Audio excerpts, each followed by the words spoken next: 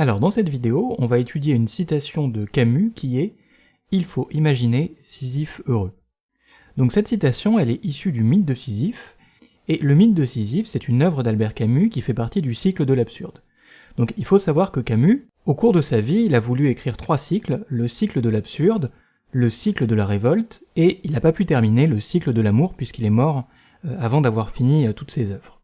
Donc chaque cycle est composé de une œuvre littéraire, une pièce de théâtre et un essai philosophique. Et donc le mythe de Sisyphe, ça correspond à l'essai philosophique du cycle de l'absurde.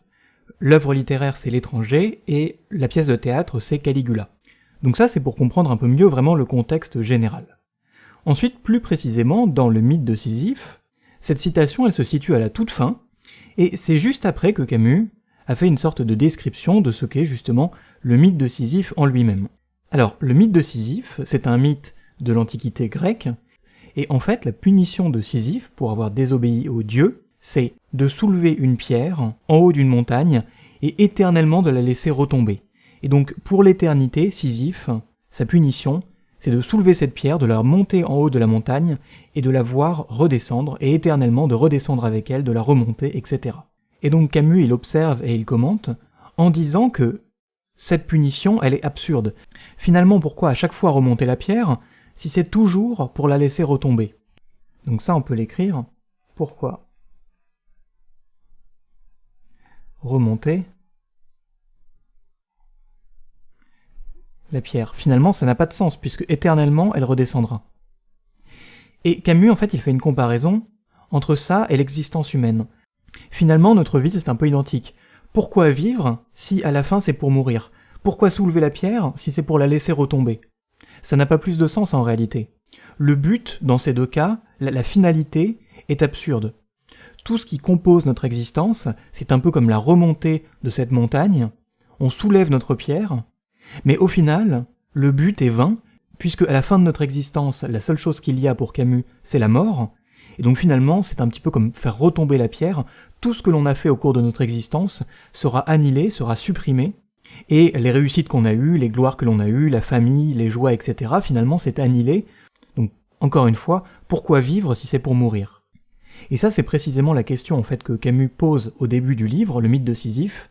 C'est pour lui la question la plus essentielle à résoudre en philosophie, c'est pourquoi ne pas se suicider puisque, au final, on va tous mourir. Donc, dit comme ça paraît pas très joyeux, ça paraît pas très gai, et pourtant Camus nous dit il faut imaginer Sisyphe heureux. Mais après tout ce que je viens de dire, comment imaginer Sisyphe heureux puisque son destin est absurde, notre vie est absurde? Quel bonheur finalement peut-on trouver dans le simple fait de soulever une pierre qui éternellement retombera? Et la réponse que Camus donne, justement à la fin de ce livre, c'est une réponse qui au contraire est très optimiste, puisqu'il dit que il faut imaginer Sisyphe heureux car, en réalité, le bonheur ne se trouve pas dans l'accomplissement. Ce n'est pas le but qui est important, ce n'est pas le fait de soulever sa pierre en haut de la montagne, ce n'est pas le fait d'arriver en haut de la montagne qui est important. Ce qui est plus important en réalité, c'est l'acte même de soulever la pierre. C'est l'action de soulever la pierre. C'est le moment en fait où Sisyphe remonte la montagne qui importe pour Camus. Et il nous dit que, même si le but est vain, même si la pierre retombera toujours, en réalité on peut toujours trouver du bonheur, même lorsque le but est vain.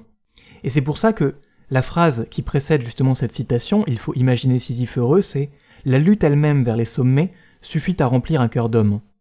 Ça veut dire que, encore une fois, ce n'est pas le but qui importe, c'est davantage l'action de soulever la pierre. Tant que Sisyphe trouve du sens à remonter cette pierre, tant qu'il sent la pierre finalement sur son corps, et qu'il a conscience de cet effort, eh bien il peut donner un sens à cette vie.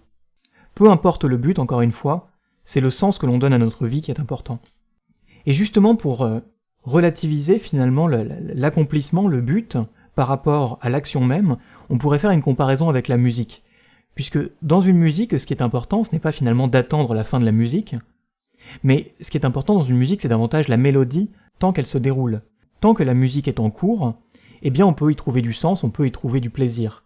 On n'écoute pas une musique simplement pour écouter la fin d'une musique. Eh bien c'est un peu la même chose dans une vie. On ne vit pas simplement pour la fin, on ne vit pas pour l'accomplissement. On vit simplement parce qu'on peut trouver du bonheur au sein même de cette vie. Et donc au final, si même Sisyphe est heureux alors que son destin est absurde, ça veut dire que chaque personne peut trouver du sens dans sa vie. Il suffit en fait, et pour le coup suffire c'est assez énorme comme tâche, Mais la tâche qui est la nôtre pour donner du sens à notre vie, c'est de se concentrer non pas sur le but final, mais davantage sur la réalisation de cette action. Et en ce sens, peu importe notre métier, peu importe notre destinée, etc., du moment que l'on trouve du sens à notre action, on peut trouver du sens à notre vie. On n'a pas besoin d'un but final, on n'a pas besoin d'une destinée finalement, pour pouvoir être heureux. Même si dans une perspective athée, la seule chose qui arrive à la fin de notre vie, c'est notre mort, elle n'annule pas en fait tout ce qui s'est fait dans notre vie. Donc voilà, c'était pour éclairer un petit peu cette citation, il faut imaginer Sisyphe heureux, chacun peut trouver du sens dans sa vie, ce n'est pas parce que la mort arrive à la fin finalement que notre vie n'a pas de sens. Donc j'espère que ça aura pu vous intéresser, si c'est le cas n'hésitez pas à laisser un j'aime et à vous abonner, et puis on se voit dans une prochaine vidéo.